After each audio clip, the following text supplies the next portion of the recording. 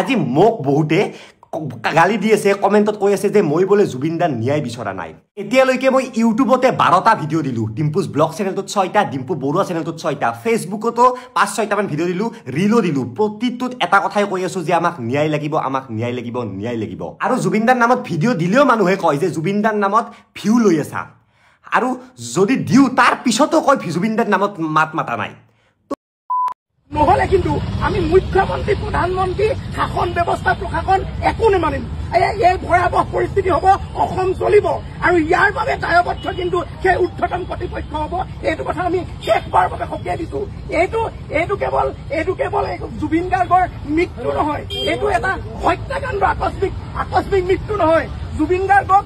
ইয়াৰ পৰা এটা বেমাৰী মানুহক লৈ গৈছে তাত গৈ পেলাই সেই মানুহটোক তেনেকৈ এৰি দিছে যদি দায়িত্ব ল'ব নোৱাৰে তেতিয়াহ'লে অসমৰ এনেকুৱা সম্পদটোক লৈ যোৱাৰ সাহস আপোনাক কোনে দিলে আপোনাৰ বাপেকে দিছে নেকি কোনে দিছে আপোনাক সাহস তেতিয়াহ'লে আমি এইটো কথা সকীয়াই দিব বিচাৰিছো আৰু বাৰে বাৰে ক'ব বিচাৰিছো যে এই মানুহটোক ৰক্ষণাবেক্ষণ দিয়াৰ অলপ মানুহ চেষ্টা নকৰিব এয়া আমাৰ শেষ সকিয়নি নমস্কাৰ ডিম্পু দাই এটা ভিডিও বনাইছিল য'ত ভিডিঅ'ত যে সকলো মানুহে যে বেয়াকৈ নেগেটিভকৈ কমেণ্ট দি আছে যে ডিম্পু দাই জুবিনদাৰ কাৰণে একো ন্যায় বিচৰা নাই একো জাষ্টিছ বিচৰা নাই বিজেপিৰ টকা খাইছে পলিটিক্সৰ কিবা এটা লেনদেন আছে জুবিনদাৰ লগত কিবা ডিম্পু দাই এইবিলাক কথা মই দেখিছোঁ কমেণ্টত যে আমাৰ ডিম্পু দাই এনেকুৱা মানুহ নহয় মই দেখিছোঁ মানে ভিডিঅ'ত ডিম্পুদাৰ বাবে 10টাৰ বেছি হ'ল চাগে ভিডিঅ' দিয়া জাষ্ট আজি এটা দিলে আৰু ভিডিঅ' আপোনালোকে ইউটিউবত যদি দেখা নাই চাব পাৰিবা ৰিলছত এটা ভিডিঅ'ত ক্লিয়াৰিফিকেশ্যন ভিডিঅ'ত যে ডিম্পুদাই কি কথা ক'লে আপোনালোকে চাই ল'ব ডিম্পুদাৰ বাবে বহুত ফেন আছে মই জানো আৰু ডিম্পুদাৰ বাবে হেড কমেণ্ট কৰাও মানুহ আছে কিয়নো ভাল কাম কৰিলেও মানুহ বেয়া কমেণ্ট কৰা থাকিবই ভাল কাম কৰিলেও বেয়া মানুহ 100ৰ ভিতৰত 30% থাকিবই সেইকাৰণে বেয়া কাম কৰিলেও ভাল কাম কৰিলেও কোনো বেলেগৰ কথা লৈ নচলিব আপোনাৰ কথা মতে আপুনি চলি যাব জীৱনত লাইফত সাকসেস হ'বলৈ কোনো কথা নামানিব বেলেগৰ কথা বেলেগে জিকে নহওক জিকে কক আপোনালোকে কোনো বেলেগৰ কথা নলব আপুনি যি কাম কৰিব নিজে কৰি যাওক তেতিয়াহলে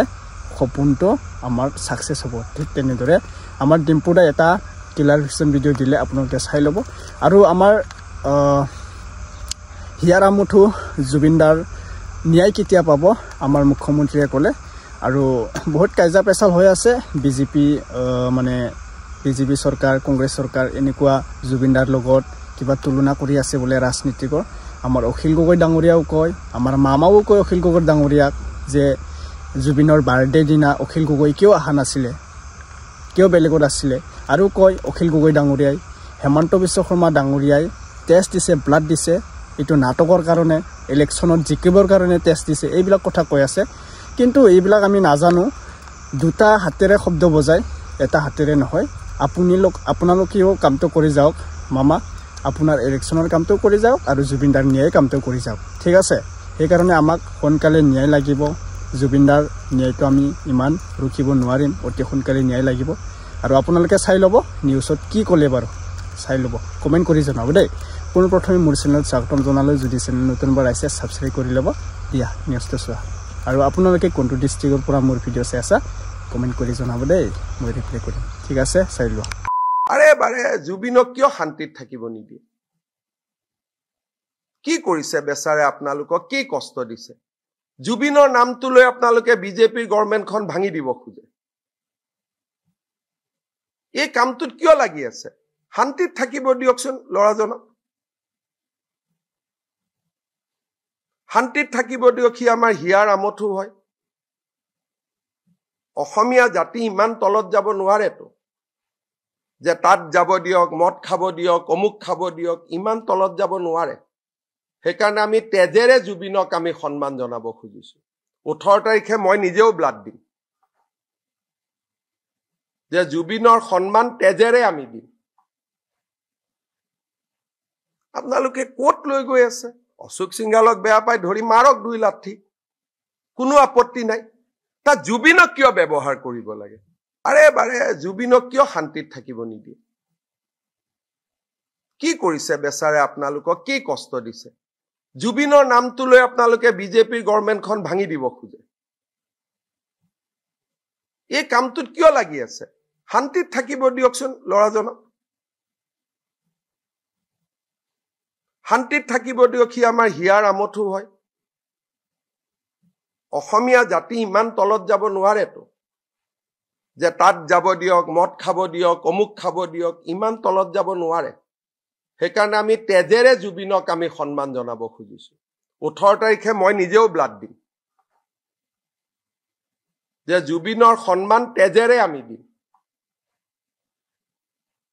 আপোনালোকে কোট লৈ গৈ আছে অশোক সিংহালক বেয়া পাই ধৰি মাৰক 2 লাঠি কোনো আপত্তি নাই তা জুবিনক কিয় ব্যৱহাৰ কৰিব লাগে আৰে বাৰে জুবিনক কিয় শান্তিত থাকিব নিদিয়ে কি কৰিছে বেচাৰে আপোনালোকক কি কষ্ট দিছে জুবিনৰ নামটো লৈ আপোনালোকে বিজেপিৰ গভৰ্ণমেণ্টখন ভাঙি দিব খোজে এই কামটোত কিয় লাগি আছে শান্তিত থাকিব দিয়কচোন লৰাজনক শান্তিত থাকিব দিয়ক সি আমাৰ হিয়াৰ আমঠু হয় অসমীয়া জাতি ইমান তলত যাব নোৱাৰেতো যে তাত যাব দিয়ক মদ খাব দিয়ক অমুক খাব দিয়ক ইমান তলত যাব নোৱাৰে সেইকাৰণে আমি তেজেৰে জুবিনক আমি সন্মান জনাব খুজিছো 18 তাৰিখে মই নিজেও ব্লাড দিম যে জুবিনৰ সন্মান তেজেৰে আমি দিম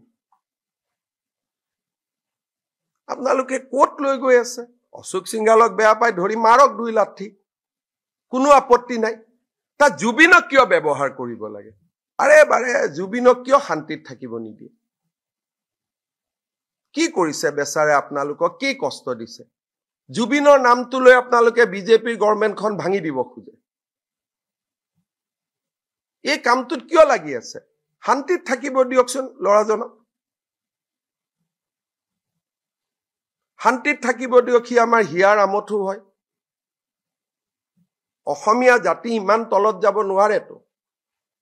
যে তাত যাব দিয়ক মদ খাব দিয়ক অমুক খাব দিয়ক ইমান তলত যাব নোৱাৰে সেইকাৰণে আমি তেজেৰে জুবিনক আমি সন্মান জনাব খুজিছো 18 তাৰিখে মই নিজেও ব্লাড দিম যে জুবিনৰ সন্মান তেজেৰে আমি দিম আপোনালোকে কোট লৈ গৈ আছে অশোক সিংহালক বেয়া পাই ধৰি মাৰক 2 লাঠি কোনো আপত্তি নাই তা জুবিনক কিয় ব্যৱহাৰ কৰিব লাগে নমস্কাৰ মই মহাৰাষ্ট্ৰৰ মুম্বাইত আছো আমাৰ দলৰ সাধাৰণ সম্পাদক আৰু মোৰ বন্ধু ৰাছেল হুছেইনৰ সৈতে মই কালি পুৱা মানে ৰাতি 2টা বজাত আহি মুম্বাইত উপস্থিত হৈছিলোহি উদ্দেশ্য আছিলে আমাৰ NCP প্ৰধান শাৰদ পাৱাৰ ডাঙৰীয়া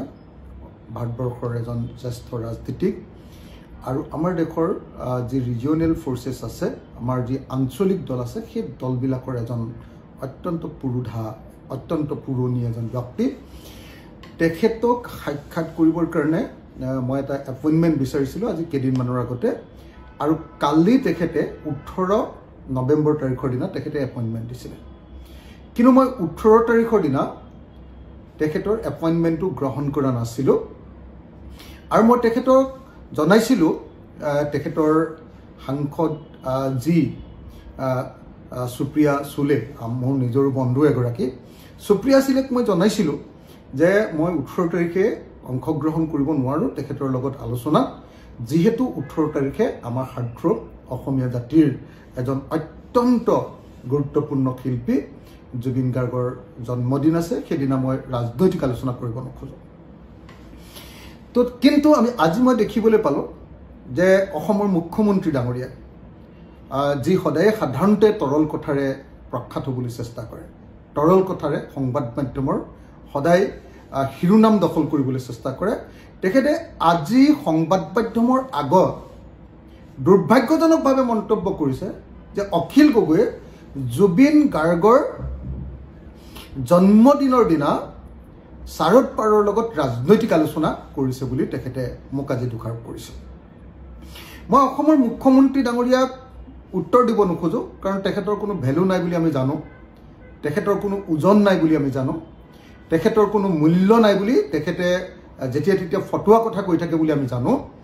গতিকে তেখেতক মই উত্তৰ দিব খোজা নাই কিন্তু অসমবাসী ৰাইজৰ প্ৰতি মই স্পষ্টভাৱে এটা কথা জনাব খুজিছো যে কালিৰ দিনটোত অৰ্থাৎ 18 নৱেম্বৰ তাৰিখৰ দিনা মোক মহাৰাষ্ট্ৰৰ আৰু গোটেই দেশৰে এজন অত্যন্ত গুৰুত্বপূৰ্ণ নেতা শাৰদ পাৱাৰ ডাঙৰীয়াই তেখেতক সাক্ষাৎ কৰিবৰ কাৰণে নিমন্ত্ৰণ জনাইছিল কিন্তু মই 18 তাৰিখ জুবিনদাৰ জন্মদিন হোৱাৰ কাৰণে সেদিনা মই তেখেতক সাক্ষাৎ নকৰিলোঁ আৰু তাৰ পৰিৱৰ্তে আজি 19 তাৰিখৰ দিনা তেখেতক সাক্ষাৎ কৰিছোঁ আৰু তাৰ কিবা যদি প্ৰমাণ লাগে তেতিয়াহ'লে বেলেগ একো চাবই নালাগে আজি সুপ্ৰিয়া সুলে অৰ্থাৎ শাৰদ পাৱাৰৰ জীয়েক আৰু ভাৰতবৰ্ষৰ এগৰাকী অত্যন্ত গুৰুত্বপূৰ্ণ ডাঙৰ সাংসদ এমপি লোকসভাৰ এমপি আৰু তেওঁ সাংসদ ৰত্ন নে কিবা বঁটাও পাইছিলে ভাৰতবৰ্ষৰ সংসদৰ এজন অত্যন্ত গুৰুত্বপূৰ্ণ সাংসদ তেখেতে আজি সোশ্যাল মিডিয়াত ফেসবুক আৰু টুইটাৰত স্পষ্টভাৱে আজি আমি কেনেকৈ তেখেতসকলক লগ পালোঁ সেই কথাটো তেখেতে জানিবলৈ দিছে গতিকে মই অসমৰ মুখ্যমন্ত্ৰী এনেকুৱা ধৰণৰ টুলুঙা ৰাজনীতি নকৰিবৰ কাৰণে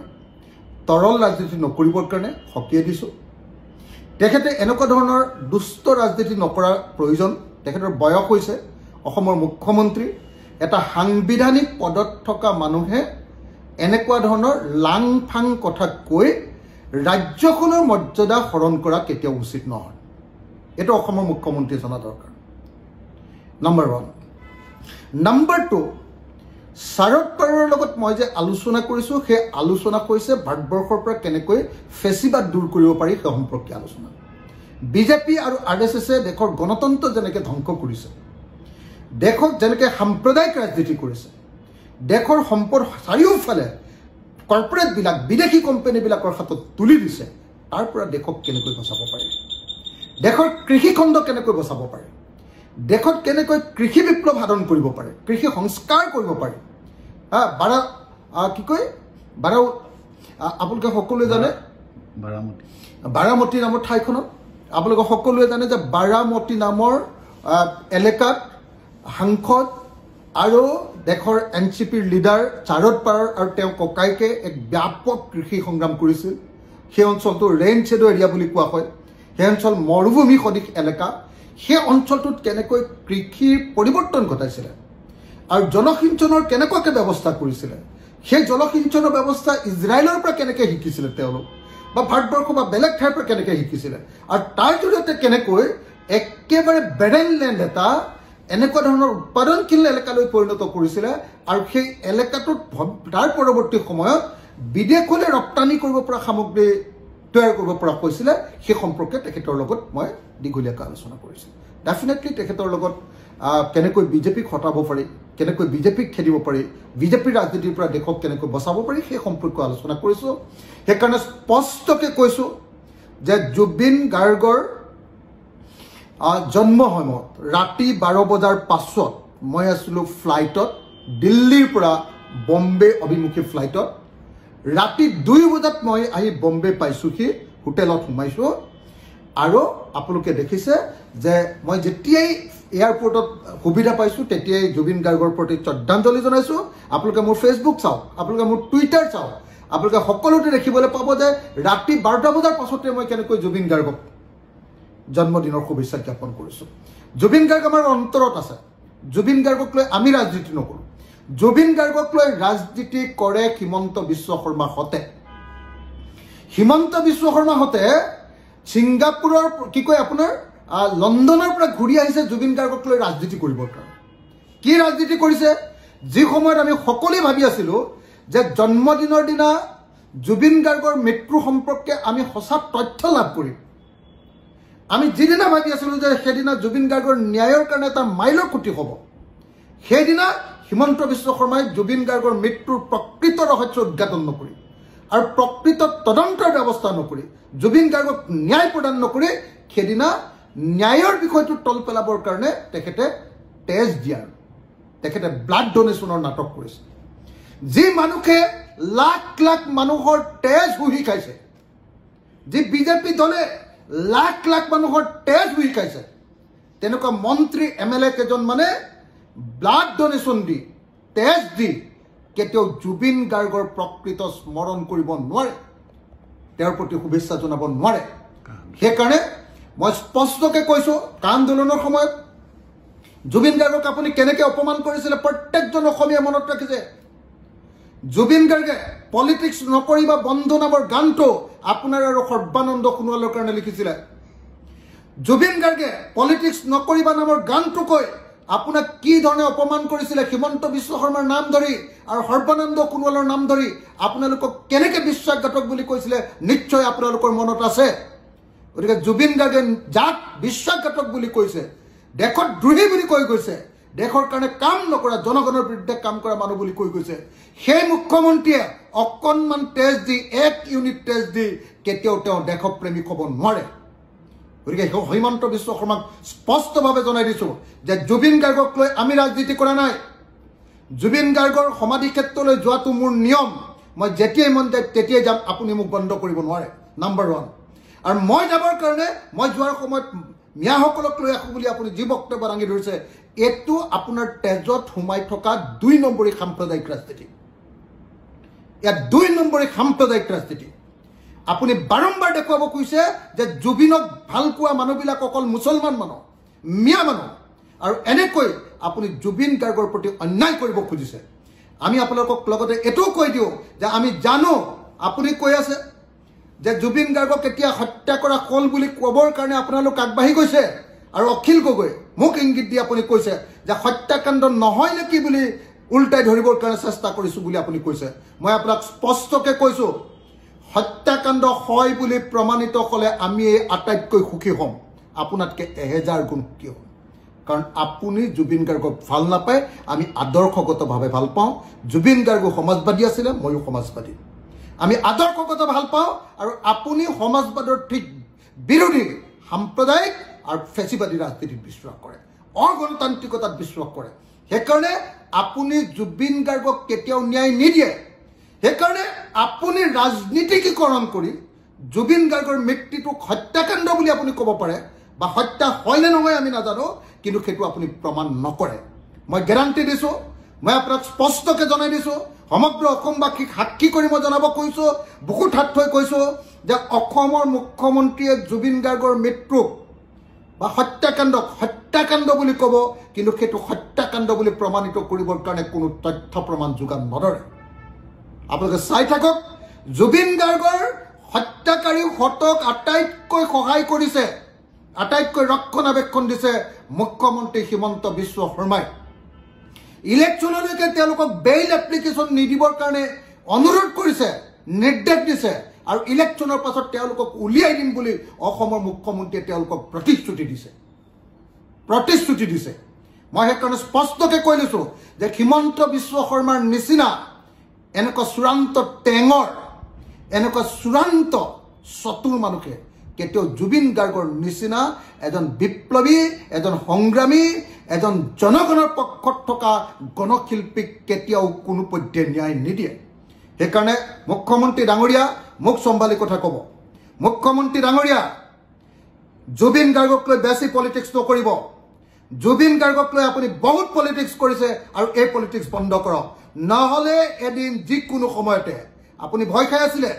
জুবিন গাৰ্গৰ মৃত্যুৰ পাছত নেপাল হ'ব বুলি আপুনি ভয় খাই আছিলে কাৰণ জুবিন গাৰ্গৰ মৃত্যুত আপোনালোকৰ বিজেপি চৰকাৰখনৰ দুখ আছে বুলি সকলো মানুহে জানে আপোনালোকে জুবিন গাৰ্গক আপোনালোকৰ এক্সটাৰ্নেল এফেয়াৰ্ছ মিনিষ্টাৰ প্ৰবিত্ৰ মাৰ্গেৰিটা তেওঁলোকে জুবিন গাৰ্গক মাতি লৈ গৈছিলে আপোনালোকৰ কেন্দ্ৰীয় চৰকাৰ আপোনালোকৰ ৰাজ্য চৰকাৰে জুবিন গাৰ্গৰ মৃত্যু হোৱা অনুষ্ঠানৰ কাৰণে পইচা দিছিলে সহযোগিতা কৰিছিলে তাৰ তথ্য প্ৰমাণ ইতিমধ্যে প্ৰমাণিত হৈ গৈছে আপোনাৰ পত্নীয়ে জুবিন গাৰ্গৰ অনুষ্ঠানত নৰ্থ ইষ্ট ফেষ্টিভেলত গৈ আপোনাৰ পত্নীয়ে তাতে আপোনাৰ ফেশ্বন শ্ব'ত অংশগ্ৰহণ কৰা বুলি ফেশ্বন শ্ব'টো চলোৱা বুলি অভিযোগ উত্থাপন হৈ আছে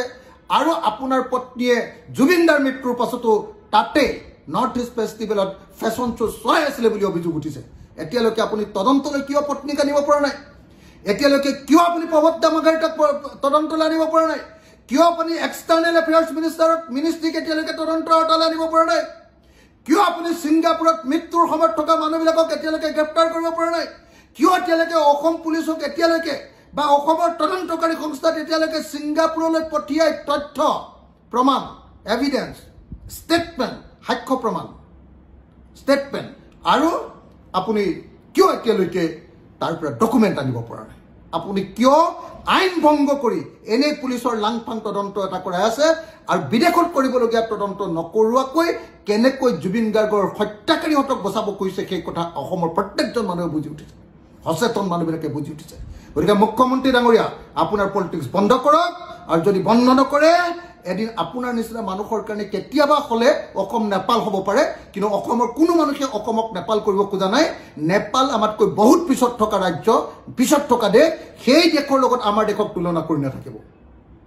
আমি অসমক বহুত ভাল অসম এখন বনাব খোজো পৃথিৱীৰ বিখ্যাত এখন ৰাজ্য এখন দেশ বনাব খোজো আমি অসমক গতিকে অসমৰ মুখ্যমন্ত্ৰী ডাঙৰীয়া আপুনি সাৱধান হ'ব আপুনি এনেকুৱা চৈতানিক 2 নম্বৰী তৰল বাক্য কৈ নাথাকিব আৰু কেতিয়াও খং নুঠাব